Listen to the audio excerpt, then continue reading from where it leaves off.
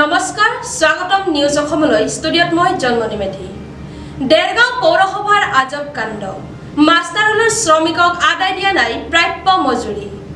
দেৰগাঁও পৌৰসভাত সংঘটিত হৈছে আজব ঘটনা মাষ্টাৰলৰ শ্ৰমিকৰ ন্যূনতম মজুৰি আদায় নিদিয়াৰ দাবীত অনিৰ্দিষ্টকালীন ধৰ্মঘট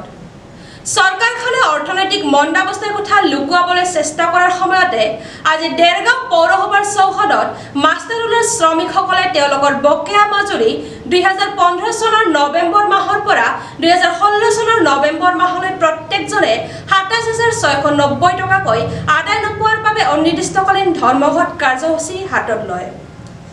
যিসকল শ্ৰমিকে প্ৰতিদিনে দেৰগাঁওখন পৰিষ্কাৰ কৰাৰ লগতে পৌৰসভাৰ বিভিন্ন কাম-কাজ কৰি আহিছে তেওঁলোকে যোৱা 1 নৱেম্বৰত দেৰগাঁও পৌৰপতিৰ কাষ চাপি কোনো সুফল নোপোৱা নাই তেওঁলোকে জানিবলৈ দিয়ে যে যেতিয়ালৈ তেওঁলোকৰ দাবী পৌৰসভাই মানি নলয় তেতিয়ালৈ এই কাৰ্যসূচী চলাই যাব 15 চনৰ 1 নৱেম্বৰৰ পৰা 2019 চনৰ 30 ছেপ্টেম্বৰলৈ আমাৰ পৌৰসভাৰ লগত পাব লগা পইচা আছে এই পইচা নিদিয়াৰ বাবদ আমি আজি আন্দোলনৰ কাৰ্যসূচী হাতত লৈছোঁ আজি আপোনালোকে এই আন্দোলনৰ কাৰ্যসূচী কিয় কাৰণে লৈছে আমাক 2015 চনৰ পৰা 2019 চন ছেপ্টেম্বৰ মাহলৈকে পইচা এৰিয়া বকিয়া দিয়ে পাবলৈ আছে এজন মানুহে 35,208 টকাকৈ পইচা পাব লগা আছে আজি বহুত দিন ধৰি বিচাৰি অহা হৈছে কিন্তু চেয়াৰমেনে পইচা হ'লে দিম আকৌ এতিয়া আজি শেষত কৈছে ডিৰেক্টৰ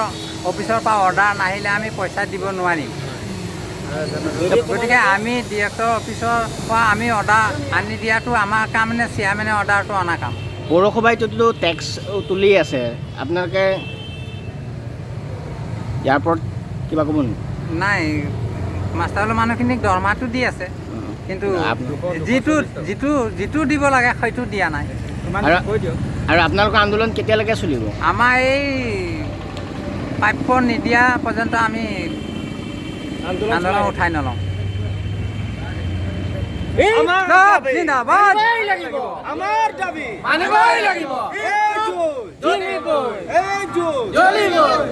দেৰগাঁৱৰ পৰা অৰূপ কুমাৰ ৰায়ৰ ৰিপৰ্ট নিউজ অসম